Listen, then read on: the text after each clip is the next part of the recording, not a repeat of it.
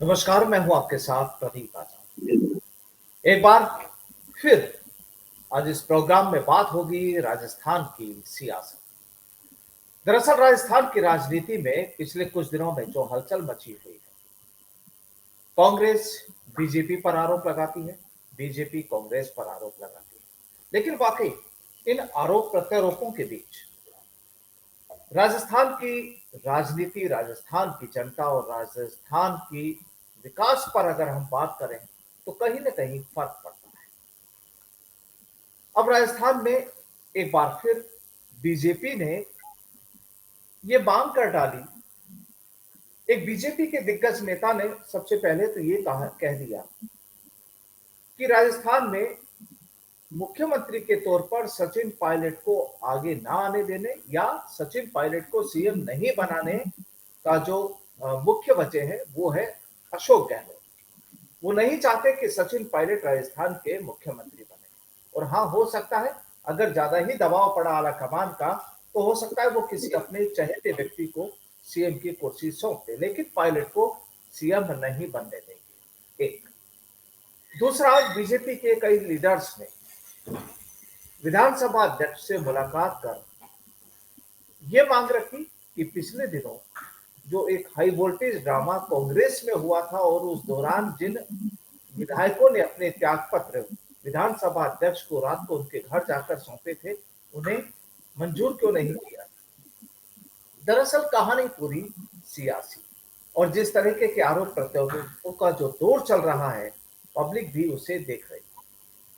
अब किस तरह से राजस्थान की राजनीति चल रही है, सीएम के दौरे जब लगातार गुजरात में हो रहे हैं तो उसे लेकर क्या माना जा सकता है, दिल्ली में उनकी जो चहलकदमी हो रही है उसे लेकर क्या माना जा सकता है, आज इसी मुद्दे पर चर्चा होगी। और चर्चा के लिए हमारे साथ मौजूद है राजस्थान के पूर्व मंत्री डॉक्टर रोहतास शर्मा जी।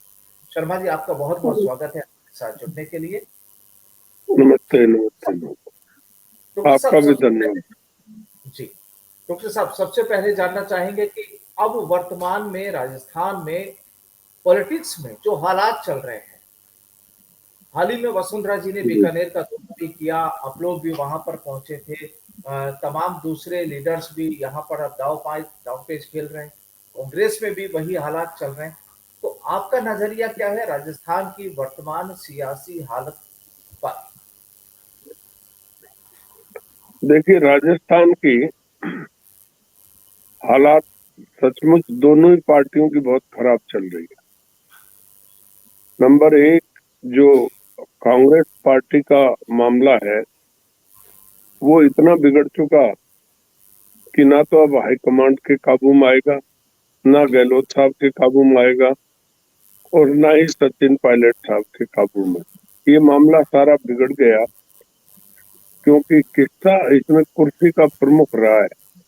अशोक गहलोत साहब को सीएम की कुर्सी इतनी अच्छी लगी, इतनी प्यारी लग रही है कि 10 जनपद से, सोनिया गांधी से, नेहरू परिवार से जो उनके पुराने और बहुत गहरे और घरेलू रिश्ते रहे, एक परिवार की तरह रिश्ते रहे, बड़ा ट्रस्टेड नेताओं में से एक थे गहलोत साहब 10 जनपद के। उसके बावजूद इस कुर्सी की लड़ाई ने गहलोत साहब का, मैं तो ये कहूंगा कि एक एक्सपीरियंस और अनुभवी नेता होते हुए भी कुर्सी इतनी प्यारी लगी कि दिल्ली का हाईकमांड जो है वो इसको विश्वासघात की संज्ञा में लेने लगा। अब गहलोत साहब का वो विश्वास नहीं रहा दिल्ली में जो आज से 15-20 दिन पहले था। अब गहलोत साहब क्षमा भी मांग रहे हैं और गांधीवादी बनने की भी बहुत कोशिश कर रहे हैं, लेकिन वो जो कलंक लग गया अब वो कलंक समाप्त नहीं हो रहा।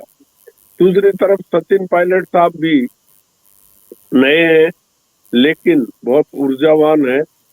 राजेश पायलट साहब का वो वर्चस्व उन पर रहा है और एक तरह से उनकी विरासत भी उनके पास है जो बहुत हैसियतदार नेता के रूप में माने जाते थे, वो उनके सुपुत्र हैं।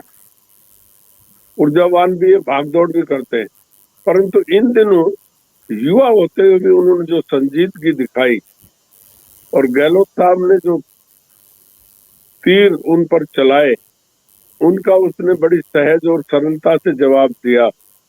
उनकी पब्लिक में थोड़ी साख जमी है, अच्छी जमी है।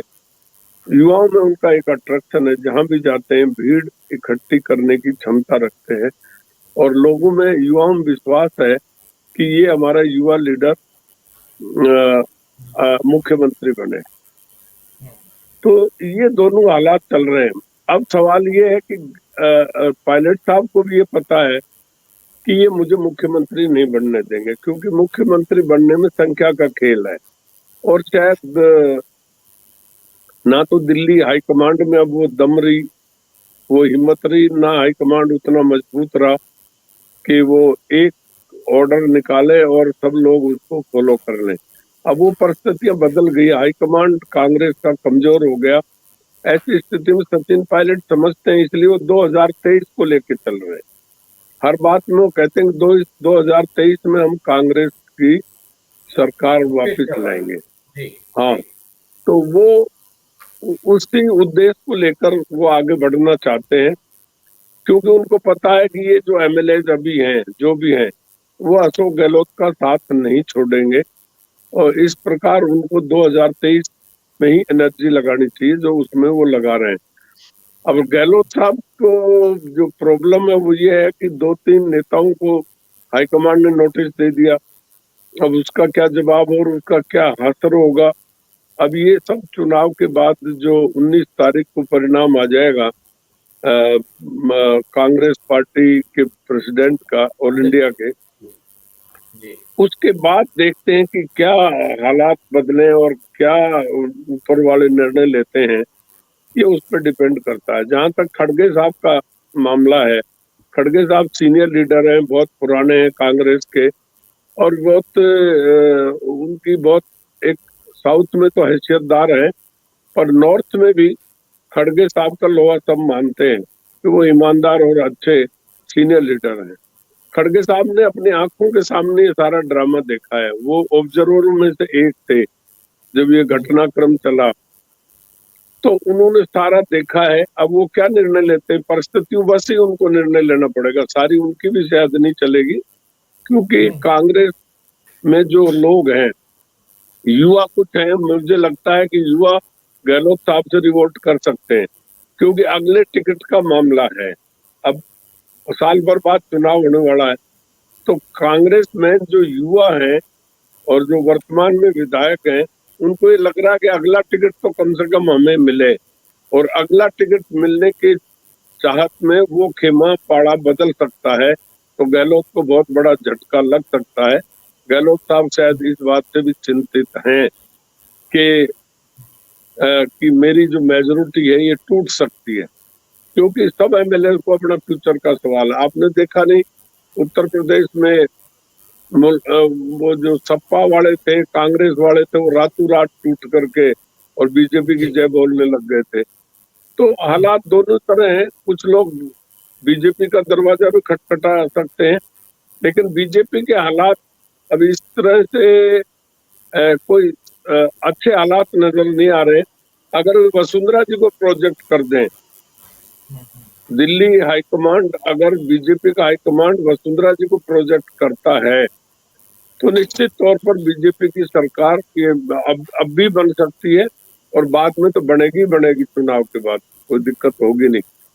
लेकिन जितना ये डिले कर रहे हैं, लोगों में कंफ्यूजन बढ़ रहा है और ये आवाज ज्यादातर फैलने लग गई है कि वसुंधरा नहीं तो बीजेपी का राज भी नहीं आएगा।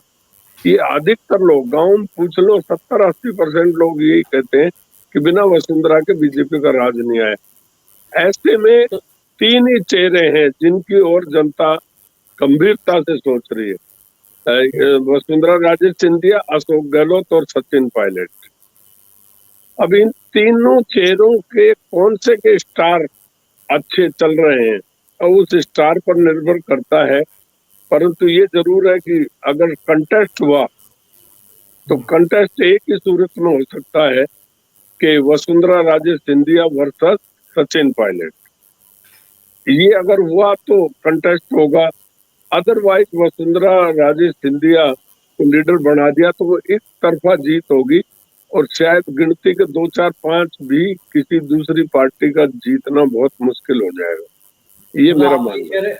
आप ये कह रहे हैं कि वसुंधरा राजे वर्सेज अशोक गहलोत अगर इलेक्शन होता है तो यहाँ पर वसुंधरा राजे की जीत पक्की है, पक्का पक्का 100%। और अगर सौ सचिन प्रतिशत पायलट वर्सेज वसुंधरा राजे होता है तो वहां तो पर चुनाव मुकाबला होगा, हो सकता है। मुकाबला हो सकता है, चुनाव हो सकता है। लेकिन वसुंधरा जी आपने देखा कि इन परिस्थितियों में वसुंधरा जी के साथ आपने बीकानेर में जी देखा, धार्मिक दौरा था, कितनी भीड़ उलट रही थी वसुंधरा जी के दर्शन करने के लिए। वो चमत्कारिक लीडर है। अभी शेखावाटी में एक दिन के नोटिस पर दौरा किया, तिल धरने को जगह नहीं थी, सब जगह बैराज तक तो, वो आई। डॉक्टर साहब तो अभी क्या माना जाए, जनता अभी जी अभी ये माना जाए कि वसुंधरा राजे जी ने 2023 के लिए अपनी चुनावी ताल ठोक दी है, बिगुल बजा दिया है, तैयारियां शुरू कर दी है पूरी तरह से। मैं ये तो नहीं कहता, but she is leader, she is politician. अब वो रेवड़ी बांटने का काम तो करती नहीं, राजनीति तो करेंगे। वो कर रही है, वो सोच रही है कि मुझे मौका मिले, इसमें क्या हो रहा है। और मौका हम्म, मिलना भी चाहिए, क्योंकि जो जी भौगोलिक स्थिति है राजस्थान की, जो हम्म, राजस्थान की जनता का विकास का जो मैप है, उस मैप पर खरा वसुंधरा राजे सिंधिया ही उतर सकती है। उनका इंटरनेशनल विजन है, जी अंतर्राष्ट्रीय स्तर का उनका विजन है डेवलपमेंट का। नौकरशाही उनसे दबती है, नौकरशाही की हिम्मत नहीं होती थी करप्शन हो। आज गहलोत साहब के राज में तो इतना भारी करप्शन हो गया कि लोगों का जीना बहुत मुश्किल हो गया। एक तरफ कोरोना बीमारी, एक तरफ दूसरी बीमारियां, और तीसरी तरफ करप्शन, बहुत बड़ी बीमारी राजस्थान में फैली हुई है, जिसकी सर चपेट में हर जी कोई व्यक्ति था। जी एक आखिरी सवाल कि हाल ही में अशोक गहलोत ने अपने एक बयान दिया जिसमें अनुभव वर्सेज उम्र, एक इस विषय पर अगर आपने ध्यान दिया हो, वहां पर सीधे तौर पर उन्होंने कहा कि राजनीति में अनुभव जरूरी है, उम्र युवा जो होते हैं उनको ज्यादा इतना वो नहीं होना चाहिए। लेकिन उनका पलटवार किया मंत्री राजेंद्र गुढ़ा ने, उन्होंने भी इस चीज को कह दिया कि जब अशोक गहलोत खुद युवा थे तब उन्हें सीएम बनाया गया था, तो अगर युवा नहीं होंगे तो कैसे विकास होगा, क्योंकि यहाँ पायलट भी बार बार इस चीज को दोहराते रहे हैं कि सत्ता और संगठन में युवाओं की भागीदारी होना बेहद जरूरी है और तभी डेवलपमेंट की बात की जा सकती है। तो आप इस चीज को कैसे लेते हैं? देखिए, इसमें दोनों ही बात ठीक है कि युवा होना भी जरूरी है और आदमी मैच्योर होना भी जरूरी है, अनुभवी होना भी जरूरी है। लेकिन अब ये बात सचिन पायलट पर लागू नहीं होती, क्योंकि सचिन पायलट पायलट मेरे ख्याल से तीसरी बार संसद में है। फिर हम्म, उनकी पारिवारिक पृष्ठभूमि भी, कहते मूसा का जाया बिल खुद है। तो वो राजेश पायलट जी के बेटे, उन्होंने सारी वहां भी राजनीति देखी है। जिस प्रकार नेहरू परिवार में जो भी पॉलिटिशियन, जो भी आदमी पैदा होता है, चाहे लड़का लड़की, वो सभी नेता होते हैं। तो सचिन पायलट भी नेता तो है, इसमें कोई दो राय नहीं। और जिस तरह से उनका व्यक्तित्व आ रहा है, मैं हम्म, उस व्यक्तित्व से बहुत आकर्षित हूँ कि इतना संजीदा बोल रहा है। इसका मतलब उनमें संजीदगी भी है, युवाओं के साथ होते हुए, युवाओं के साथ साथ एक संजीदगी और एक अनुभव का भी रक्त संचार उनके दिल और दिमाग में होता है। तो और वो धैर्य की ऐसा बात। नहीं है कि बिल्कुल नया है। ऐसी उम्र, इतनी उम्र में इनको अशोक गहलोत जी को मौका मिल गया था, केंद्र में डिप्टी मिनिस्टर बने थे, जो कम ही आयु के थे, वो भी कोई जी ज्यादा आयु नहीं है।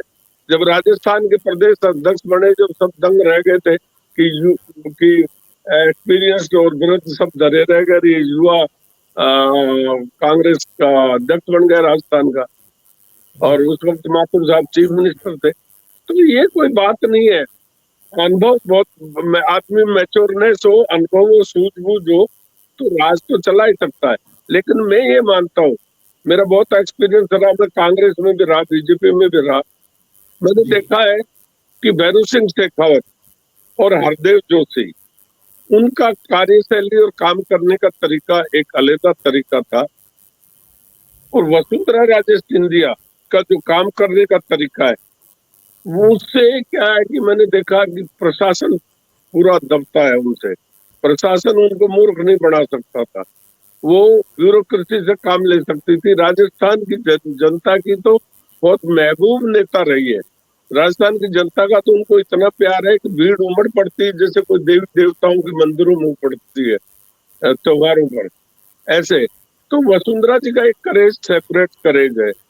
ऐसे भैरू सिंह शेखावत का भी था, वो गांव गांव में ढाणी ढाणी में एक एक दो दो लोगों को नाम से पुकारते थे, जानते थे। राजस्थान की भौगोलिक स्थिति का जितना उनको अनुभव था, इतना शायद ही किसी को हो। पैदल यात्राएं की, वो अंत्योदय योजना पहली बार लेके आए। उनका सोच गरीब के साथ था। तो अलग अलग नेताओं का अलग अलग अनुभव है। अशोक गहलोत का भी कार्यशैली अच्छी है, युवाओं को साथ लेकर चलते हैं सारे, लेकिन प्रशासनिक पकड़ नहीं है गहलोत साहब में। गहलोत साहब को मैं ये समझ पाता हूँ कि जिलों में किन अफसरों को लगाया जाए जो वहां की भौगोलिक स्थिति को जाने, उस तरह का गहलोत साहब का वर्किंग नहीं रहा। गहलोत साहब का जो ट्रांसफर पोस्टिंग का मामला है, वो अपने हिसाब से करते थे। अलवर जैसे जिले में चाहे जिसको कलेक्टर लगा देना, ऐसे नहीं। भैरू सिंह जी का सोच ये था कि अलवर में संपूर्ण भारत वो निवास करता है। वहाँ बिहार भी है, उड़ीसा भी है, मध्य प्रदेश, इंडस्ट्रियलाइजेशन भी है, क्राइम भी है, सारी है। तो वो बहुत संजीदा आदमी को कलेक्टर एसपी लगाते थे। ऐसे सभी जिलों में जो उस जिले के अनुसार कौन अच्छा काम कर सकता है, सोच समझ कर पोस्टिंग करते थे। और ये बिल्कुल एमएलए के दबाव में करते हैं। ऐसा पहली बार हुआ, पहले कभी नहीं हुआ। एक डॉक्टर साहब, ये अभी जो राजस्थान में जो घटनाक्रम हुआ पिछले महीने, और विधायकों ने इस्तीफे दिए, रात को जो पूरा घटनाक्रम हुआ, दिल्ली तक बात पहुंची, क्या लगता है कि गुजरात में जब चीफ ऑब्जर्वर के तौर पर अशोक गहलोत हैं, वहां पहले से ही रघु शर्मा भी हैं, क्या लगता है कि राजस्थान की ये जो पूरी कहानी है कांग्रेस की, इसके छींटे कुछ गुजरात में भी महसूस हो सकते हैं, क्योंकि वहां भी अब इलेक्शन सारा, क्योंकि अब देखो गहलोत साहब का में जो सबसे बड़ा आकर्षण था वो ये था कि ये नेहरू परिवार के सबसे ज्यादा नजदीकी और विश्वास पात्र है। और राजनीति में कांग्रेस में तो नेहरू परिवार के जो ज्यादा नजदीक वो ज्यादा पावरफुल होता है, और लोग उन्हीं की ओर देखते हैं। तो अब वो शायद करिश्मा या चार्म अब गहलोत साहब का खत्म हो गया।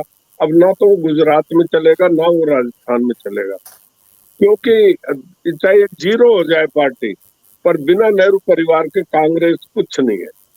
ना कोई जनता में साख है, ना कोई और साख, चाहे जीरो हो।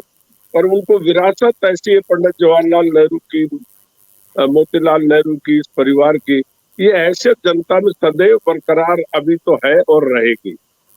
अब ये ठीक है कि लीडर के अभाव में इस विरासत को ये छिन्न भिन्न भी हो सकती है, झटके भी ले सकती है, पर कांग्रेस में तो नेहरू परिवार ही है, ये मैं मानता हूँ। और बिना लीडर के काम चलेगा नहीं। जी सर, बहुत बहुत शुक्रिया हमसे बातचीत के लिए, अपना कीमती वक्त देने के लिए हमारे साथ। धन्यवाद। नमस्कार। नमस्कार।